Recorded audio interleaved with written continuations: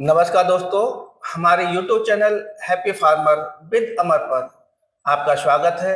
दोस्तों, आपने हमारे पिछले वीडियो में जाना कि मृदा कार्बन क्या है और सफल खेती के लिए, अच्छे उत्पादन के लिए, भूमि के बेहतर स्वास्थ्य के लिए ऑर्गेनिक कार्बन का स्तर क्या होना चाहिए, अर्थात एक उपजाऊ भूमि के लिए मृदा में जीवांश कार्बन की मात्रा क्या होनी चाहिए। इसके अलावा लगातार तेजी से घट रहे जीवांश कार्बन का हमारे किसानों पर, उनकी भूमि पर, उनकी भूमि की उपजाऊ क्षमता पर, पौधों की वृद्धि एवं विकास पर और उत्पादन पर क्या प्रभाव पड़ता है और घटते जीवांश कार्बन के क्या मुख्य कारण हैं।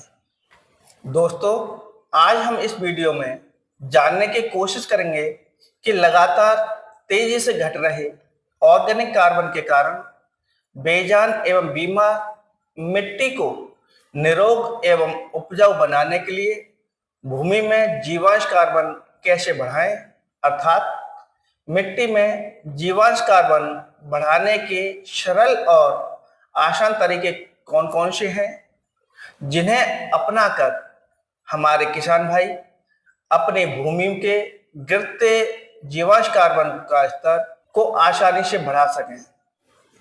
तो चलिए किसान भाइयों, आज की वीडियो शुरू करते हैं और जानने की कोशिश करते हैं कि बेजान मिट्टी को उपजाऊ कैसे बनाया जा सकता है।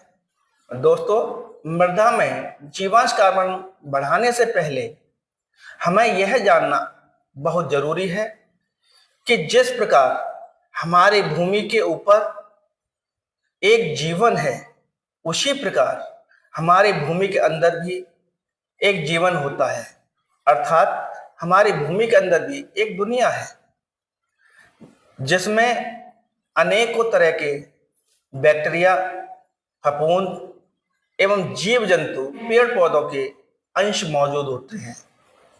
दोस्तों, कुछ आसान और सही तरीके अपना करके हमारे किसान भाई भूमि के अंदर सिकुड़ती इस दुनिया को वृहद दुनिया में बदल सकते हैं।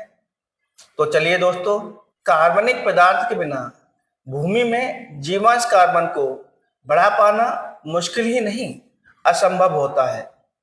इसलिए हमारे किसान भाइयों को अपनी भूमि में पर्याप्त मात्रा में कार्बनिक पदार्थों का इस्तेमाल करना चाहिए, क्योंकि ये कार्बनिक पदार्थ ही हमारे भूमि में सड़ गल करके जीवांश कार्बन में वृद्धि करते हैं। दोस्तों, कार्बनिक पदार्थ वो सभी पदार्थ होते हैं जो सजीव से प्राप्त होते हैं, जैसे पेड़ पौधे एवं फसल अवशेष जो हमें पौधों से प्राप्त होते हैं। इसके अलावा सूक्ष्म जीव जैसे बैक्टीरिया, फफूंद, इसके अलावा अनेकों प्रकार के सूक्ष्म जीव होते हैं जो जमीन के अंदर रह करके ऑर्गेनिक कार्बन को बढ़ाने का काम करते हैं। इसके अलावा वे सभी पदार्थ जो जीव जंतु जैसे पशुओं के अवशिष्ट से प्राप्त होते हैं, सभी कार्बनिक पदार्थ में आते हैं जो सड़ गल करके हमारी भूमि को ऑर्गेनिक कार्बन उपलब्ध कराते हैं। दोस्तों, अगर हमें अपनी भूमि में जीवांश कार्बन बढ़ाना है तो इन सरल और आसान तरीकों को अपना करके हमारे किसान भाई अपनी भूमि का जीवांश कार्बन बढ़ा सकते हैं। सबसे पहले हमारे किसान भाइयों को अनावश्यक जुताई से बचना चाहिए, अर्थात हमारे किसान भाई अनावश्यक जुताई करते हैं जिससे हमारी भूमि में उपलब्ध कार्बन उत्सर्जित होकर के वायुमंडल में चला जाता है, जिससे कि हमारी भूमि का जीवांश कार्बन घटने लगता है। इसके अलावा हमारे किसान भाई गोबर की खाद का इस्तेमाल करके या वर्मी कंपोस्ट या कंपोस्ट का अपने खेतों में इस्तेमाल करके अपनी भूमि में जीवांश कार्बन की मात्रा बढ़ा सकते हैं। लेकिन हमारे किसान भाइयों के पास गोबर की खाद पर्याप्त मात्रा में उपलब्ध नहीं होती, इसलिए हमारे किसान भाई उनके स्थान पर वर्मी कंपोस्ट या फिर कंपोस्ट खाद अपने खेतों में तैयार कर सकते हैं। हमारे किसान भाइयों को इसके अलावा हरी खाद का इस्तेमाल करके अपने भूमि का जीवांश कार्बन बढ़ा सकते हैं, क्योंकि हरी खाद उन फसलों की बनाई जाती है जिनकी गांठों में राइजोबियम नामक बैक्टीरिया पाए जाते हैं और वो वातावरण की नाइट्रोजन को इकट्ठा करके पौधों को उपलब्ध कराते हैं और हमारी जमीन का जीवांश कार्बन बढ़ जाता है, जिससे कि पौधे की वृद्धि एवं विकास में ये सहायक होती हैं।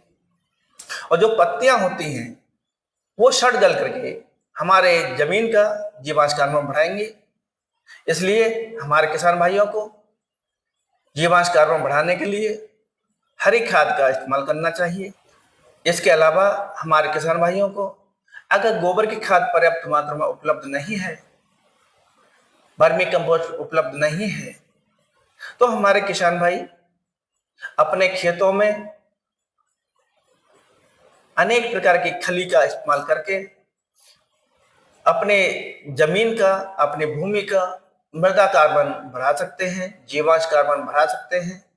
और हमारे किसान भाइयों को अपनी भूमि का जीवांश कार्बन बढ़ाने के लिए फसल चक्र का अपनाना चाहिए। अपने फसल चक्र में हमारे किसान भाइयों को दलहनी फसलों का समावेश करना चाहिए और इसके अलावा उथली जड़ वाली फसलों के साथ साथ में गहराई में जाने वाली जड़ों वाली फसलों का प्रयोग करना चाहिए, जिससे कि हमारी भूमि के नीचे गहराई तक मृदा कार्बन पहुंच सके। दोस्तों, हमारे किसान भाइयों को पेड़ पौधे लगा करके अपनी भूमि का मृदा कार्बन बढ़ा सकते हैं, क्योंकि अगर हमारे किसान भाई अपने खेत की मेड़ों पर पेड़ पौधे लगाते हैं या बीच में पेड़ पौधे लगाते हैं तो उनसे गिरने वाली पत्तियां जमीन में सड़ करके गल करके जमीन के अंदर ऑर्गेनिक मैटर बढ़ाएंगी, जो सड़ करके जीवांश कार्बन में परिवर्तित हो जाती हैं। और जो पेड़ पौधों के शाखाओं पर पंछी बैठते हैं, बीट करते हैं, वो सभी बीटें हमारे खेतों में जाएंगे, हमारे खेत का उपजाऊ क्षमता बढ़ाती हैं और जीवांश पदार्थ उन्हें उपलब्ध हो जाता है, जो सड़ गल करके जीवांश कार्बन में तब्दील हो जाता है। इसके अलावा हमारे किसान भाइयों को कवर क्रॉप भी करनी चाहिए। कवर क्रॉप वो क्रॉप होते हैं जो हमारी जमीन को पूरी तरह से ढक लेती हैं, जैसे मूंगफली, मूंग या फिर मूली, जो हमारी जमीन को ढकती हैं। ऐसी फसल बो करके हमारे किसान भाई मृदा क्षरण होने से रोक सकते हैं, जिससे कि मृदा क्षरण के कारण हमारे भूमि का जीवांश कार्बन कम ना हो।